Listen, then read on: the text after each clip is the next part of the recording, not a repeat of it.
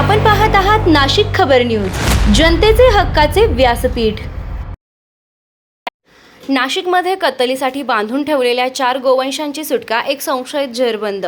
नाशिक शहरातील वडाळा गाव परिसरातील आयशा नगर येथे कत्तलीसाठी डांबून ठेवलेल्या 4 गोवंश जातीच्या जनावरांची सुटका करण्यात आली असून या प्रकरणी एका संशयिताला ताब्यात घेण्यात आले। गुन्हे शाखा युनिट क्रमांक 2 आणि मुंबई नाका पोलिसांनी संयुक्त कारवाई करत ही कामगिरी बजावली। पोलिसांनी दिलेल्या माहितीनुसार आयशा नगर परिसरातील एका पत्र्याच्या शेडमध्ये गोवंश जातीची जनावरे कत्तलीसाठी बांधून ठेवण्यात आल्याची गुप्त माहिती गुन्हे शाखेला मिळाली होती। त्यानंतर गुन्हे शाखा युनिट 2 चे पथक आणि मुंबई नाका पोलिसांनी घटनास्थळी छापा टाकला। कारवाई दरम्यान शेडमध्ये 4 गोवंश जातीची जनावरे निर्दयतेने बांधलेल्या अवस्थेत आढळून आली।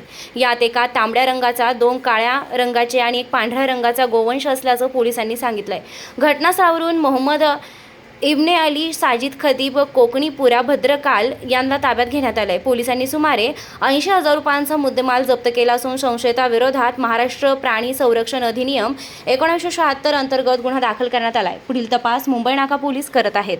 दागिन्यांची आवड आणि विश्वासाची जोड म्हणजेच मंडलिक बंधू सराफ।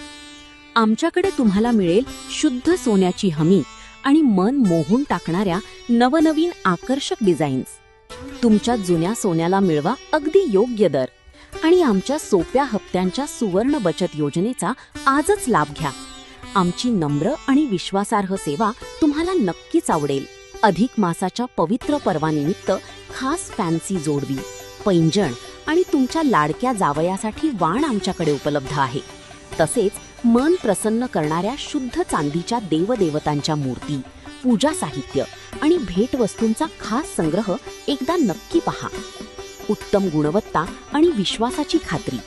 आजच सप्रेम भेट द्या मंडलिक बंधू सराफ यांना।